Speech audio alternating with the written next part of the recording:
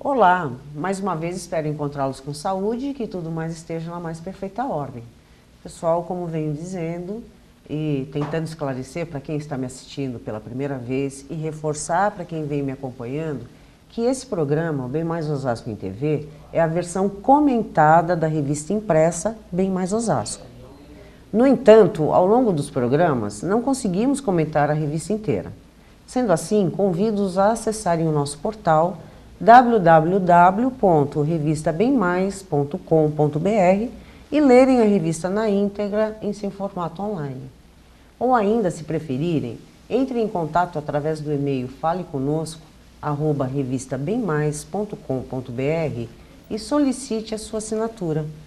Ou, no momento em que acessarem o portal, o www.revistabemmais.com.br, como dito, além de ler no formato online, vocês também têm a opção de poderem localizar o ponto de distribuição gratuito mais próximo de você. Vá até ele e retire o seu exemplar, pois é gratuito. Pessoal, o tema de hoje é um tema abordado na seção Economia Doméstica, onde nós vamos bater um bate-papo sobre a economia do país e o nosso orçamento pessoal. Sendo assim, eu tenho aqui como meu convidado hoje Eduardo Maluf, que é bacharel em Administração de Empresas pela PUC, pós-graduado em Gestão de Recursos Humanos pelo INPG, especialista em volátil.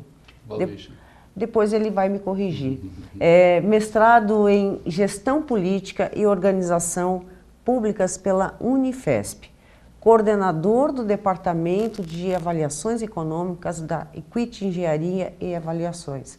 Enfim, pessoal, é uma pessoa envolvida também no meio acadêmico, atua como professor de cursos de graduação e pós-graduação nas cadeiras relacionadas a finanças.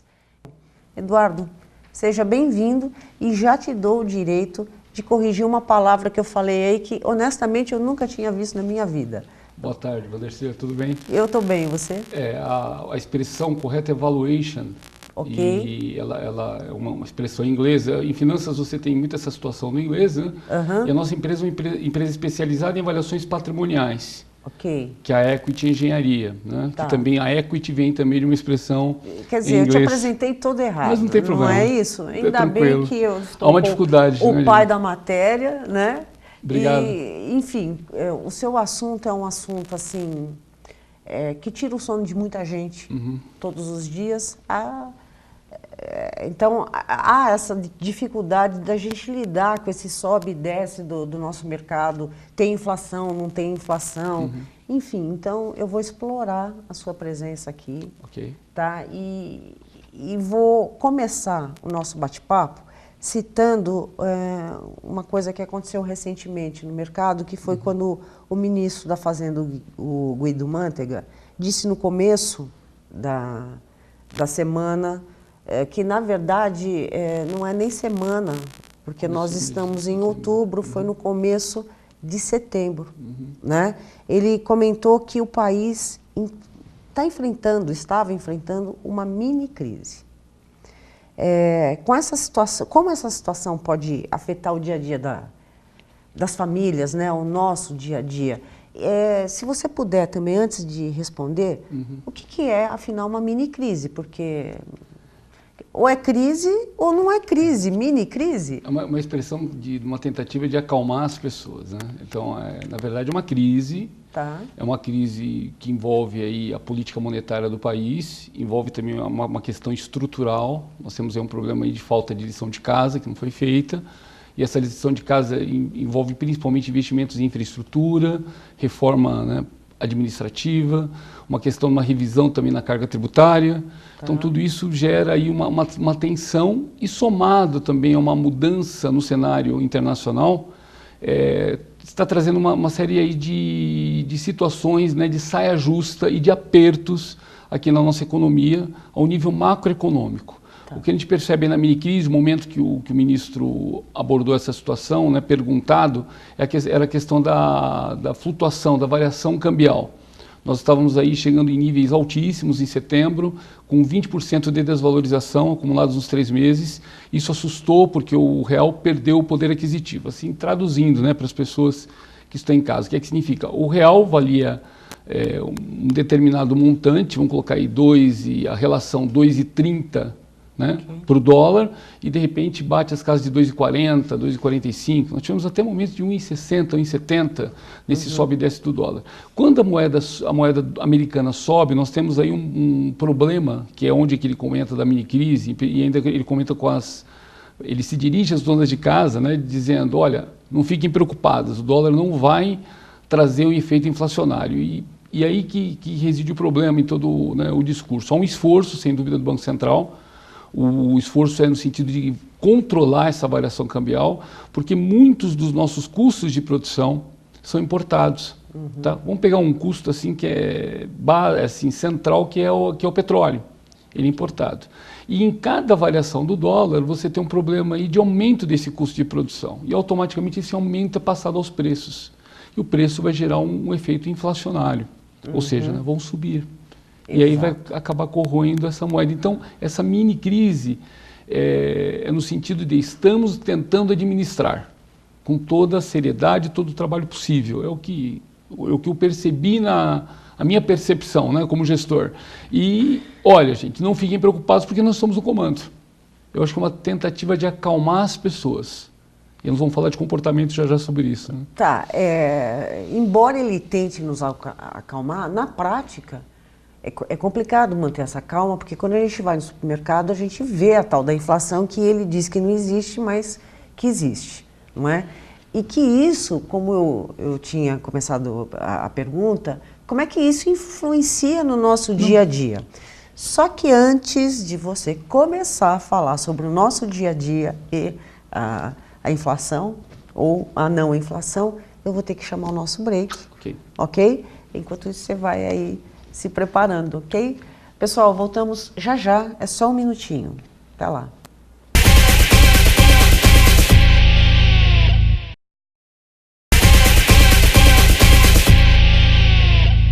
Olá, estamos de volta com o nosso convidado, Eduardo Maluf. Nós estamos falando sobre economia, né, e o nosso dia a dia. No bloco anterior ficou aí a pergunta no ar de que existe ou não existe a inflação e como ela interfere no dia a dia das famílias, né? Então, por favor, esclareça, nos acalme, porque acho que o Manteiga não está conseguindo. Vamos entender. A inflação, na verdade, ela é calculada em cima de uma cesta de produtos, né, e você tem alguns índices, né, o INPCA, que é o Índice Nacional de Preço do Consumidor Amplo, né, colocado pelo IBGE, é o índice oficial. O governo em nenhum momento nega a existência da inflação, não sei se você percebe nas colocações, ele diz que é uma meta, né, e essa meta está aí no teto de 6%. Como é que afeta isso? Qualquer pressão, né, macroeconômica vai afetar ali o teu setor, o teu bolso, obviamente. Aí aonde entramos aí, né? Por que a preocupação é acalmar, né? Porque nós trabalhamos muito com expectativas. Tá. E quando se fala em expectativa, gera-se aí uma retração natural. Olha, tem uma crise aí, tem uma situação aqui, e agora o que é que eu vou fazer? Então as pessoas, lógico, racionalizam mais o consumo, eu diria nem racionalizam o consumo, eles param de consumir, né, e entram aí em atitudes até um pouco extremas. Né? Nós vamos de um extremo para o outro com muita facilidade. Sim. Então, onde nós podemos estar agindo enquanto família, enquanto orçamento, né, pessoal? Racionalizar as nossas compras. Em que sentido? Não deixar de comprar. Não, é impossível você deixar de comprar e de consumir.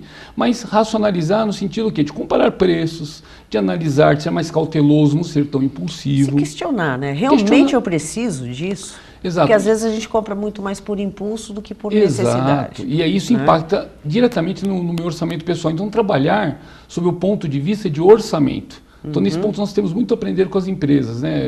Isso aí, diariamente, nós lidamos com as empresas lá na Equity e percebemos o quê?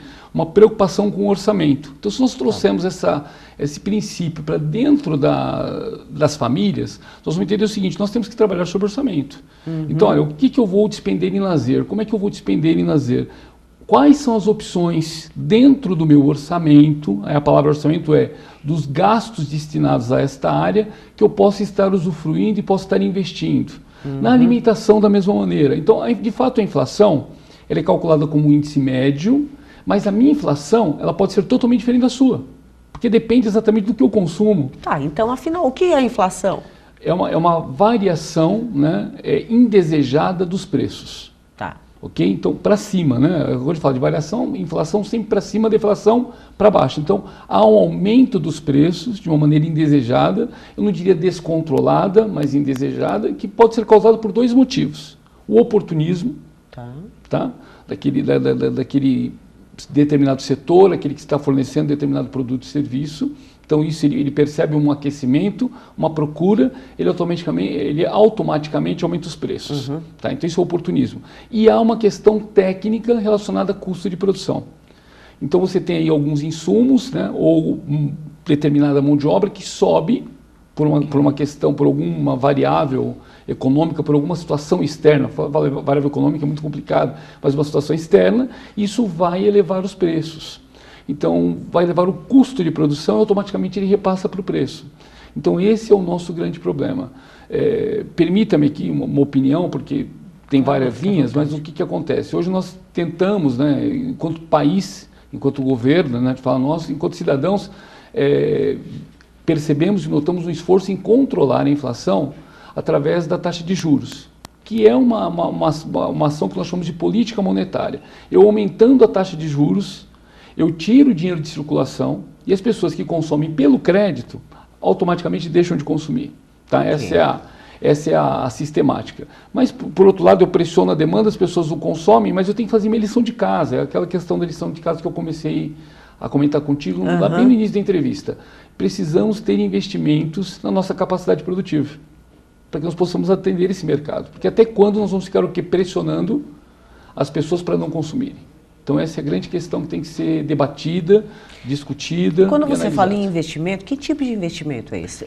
De quem parte essa atitude? Esse investimento ele tem dois tipos de investimento. Na infraestrutura, então nós temos aí o investimento no sistema viário, no sistema portuário, em tudo aquilo que vai dar a sustentação para que a nossa mercadoria seja escoada e seja produzida. E investimento nas indústrias, num capital mais acessível, mais barato, onde o banco ele vai voltar para suas origens no sentido de financiar a produção. Né? São bens de capital. Ou seja, como é que eu expando a minha produção? Comprando mais equipamentos, ampliando mais unidades produtivas, né? Tendo uma carga tributária, né?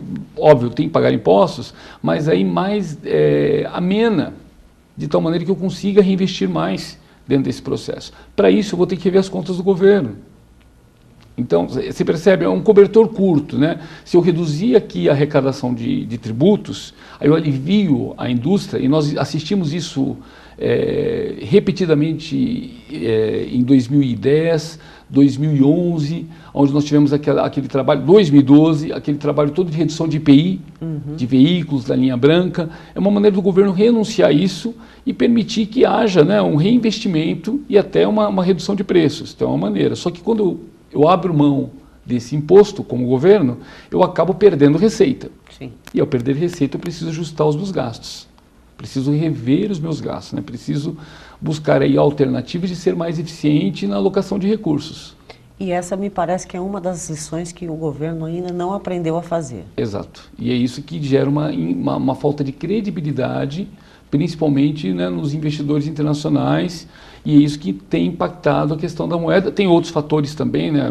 A economia americana se recuperando, os juros, né, assim, historicamente se percebe um aumento desses juros, então há uma atração de todo o capital para os Estados Unidos, para a Europa, que é um lugar mais seguro, e aqui é uma perda de divisas, né, de investimentos internacionais.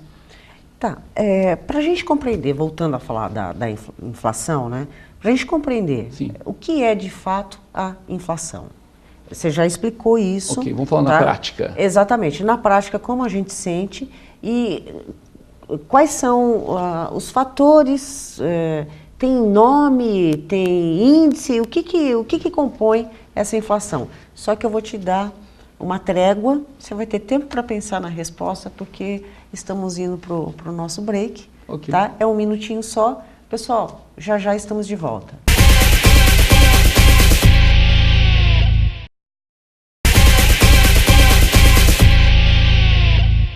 Pessoal, estamos de volta. O nosso tema hoje, nós estamos tratando de um assunto que nos tira o sono, que é a economia. Estamos falando de orçamento pessoal. O nosso orçamento pessoal, ele está diretamente ligado à inflação, né? Tendo ou não tendo, a gente está sempre à espreita. A pergunta que eu deixei no ar aqui para o Eduardo foi exatamente o que é a inflação, como que... Na prática. Na prática, né? Então, você vai possivelmente falar de siglas. Então, pessoal, pega o papelzinho, vamos anotar a tradução das siglas para daqui para frente a gente sempre entender o que significa o latim que estão falando para a gente. Há uma enxurrada de siglas, né? Exatamente. Então, você ouve o noticiário, você abre o jornal, lê a revista e as siglas estão ali. Então, vamos lá. Primeira coisa, para entender na prática a inflação, vamos imaginar que eu só compre leite, ok? Então eu ganho lá, eu consigo comprar com o meu salário 5 caixas de leite. O meu salário ele tem um reajuste anual. E a inflação ela vai acontecendo ali, ela é medida mensalmente, mas você tem essas variações aí que acontecem até semanalmente, em alguns casos até para baixo, depende da situação do mercado. Daí a importância da cotação. Então eu compro 5 caixas de leite naquele dia que eu marquei para fazer as minhas compras. Tá, que hoje isso não é muito mais comum, aquela compra do mês, né? Sim. Nós perdemos essa cultura. Hoje nós fazemos compra de acordo com a necessidade. Que vai consumindo. Sim, não um estoque, né, dentro de casa. Nem é saudável, né? Fazer um estoque a princípio. Mas na inflação você já fica mais preocupado. Então, na hora que eu vou comprar aquelas 5 caixas de leite com uma mesma quantidade de moeda, de reais, eu não consigo comprar 5. Eu só compro 4,5. Então, a inflação, ela corrói, ela consome o meu poder aquisitivo. O meu dinheiro não compra mais a mesma coisa. Ok? Então, eu tenho aquele dinheiro, a minha fonte de receita, o meu salário não aumentou naquele mês, do mês para o outro. E também não pode aumentar porque eu começo só a gerar uma bola de neve, tá, nesse sentido. E aí o que acontece? Eu não consigo comprar a mesma coisa que eu comprava antes. Daí a importância de eu estar aí, saindo um pouco desse lado pessimista, e nós somos assim muito passionais, né? Agora estamos em crise, meu Deus, o que vamos fazer? É sempre assim, poxa, espera, o que eu vou fazer? Eu vou trabalhar com o recurso que eu tenho em mãos. Então cada real que eu tenho em mãos eu tenho que valorizar. Eu tenho que valorizar a minha moeda, eu tenho que valorizar o meu trabalho e o meu ganho. Então como é que eu faço isso? Ora, se eu compro sempre aquelas 5 caixas de leite, voltando no exemplo, naquele determinado estabelecimento, cabe a mim analisar se outros estabelecimentos também aumentaram o mesmo leite que eu estou comprando. E aí nessa situação eu posso encontrar uma promoção, e ao invés de comprar 5 caixas, eu compro 5,5. Pela promoção, porque isso é mercado. Então muitas vezes aquele determinado estabelecimento, ele está com uma necessidade de fazer dinheiro, e dentro aí daquela situação o leite que você compra entrou em promoção. Então cabe a mim fazer essa pesquisa. Aí você vai ter uma série de índices, né? Então você tem o IGPM, que é o índice publicado pela Fundação Getúlio Vargas, que principalmente cuida da questão da variação dos aluguéis, tá? Que é o índice geral de preços.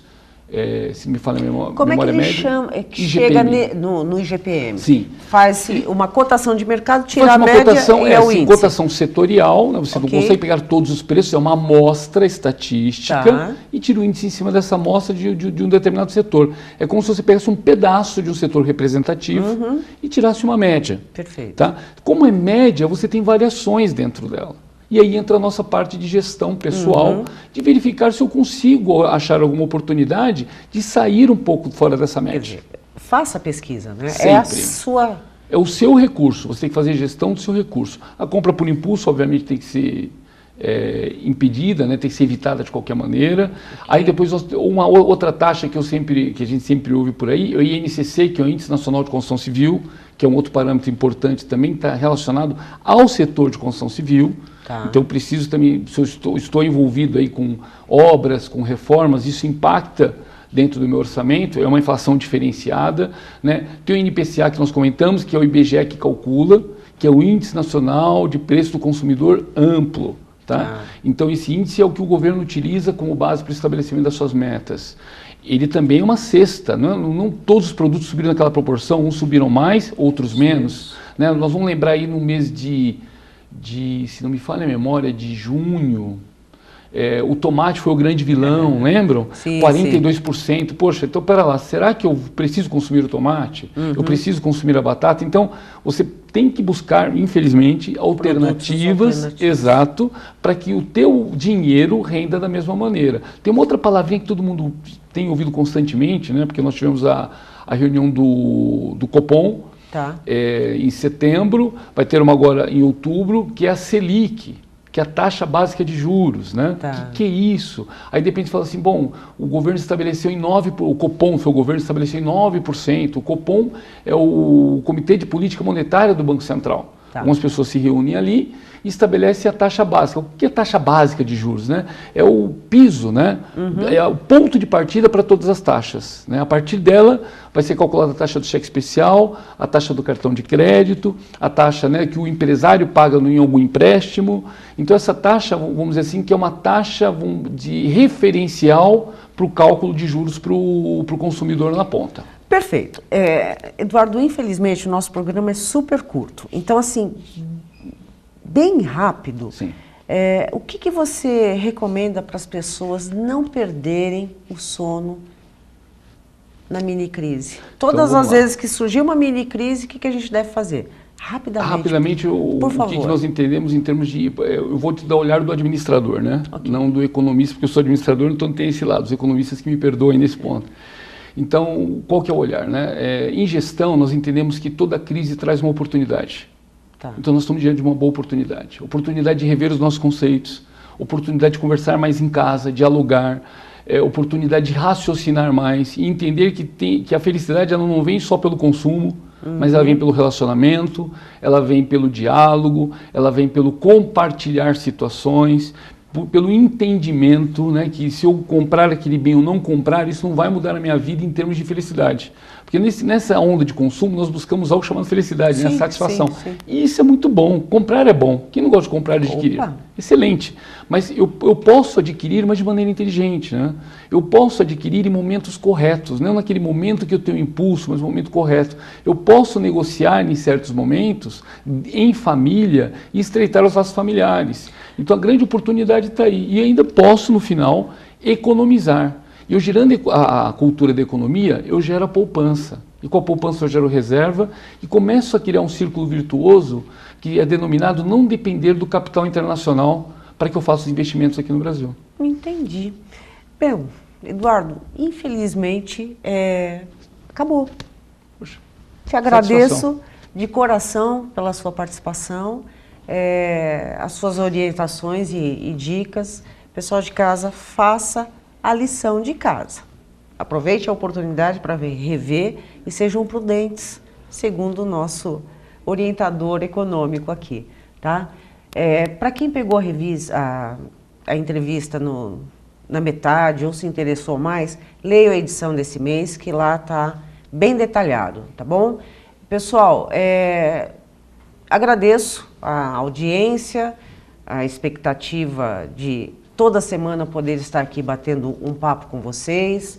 Não esqueçam de acessar o nosso site, o www.revistabemmais.com.br. Escolha o ponto de distribuição, retire seu exemplar gratuito, reveja a revista no formato online. Enfim, interaja conosco e na próxima semana estaremos aqui com um novo convidado. O melhor, é uma convidada, porque ela nos falará sobre história e historiadores da nossa querida cidade de Osasco. Até a semana que vem. Obrigada.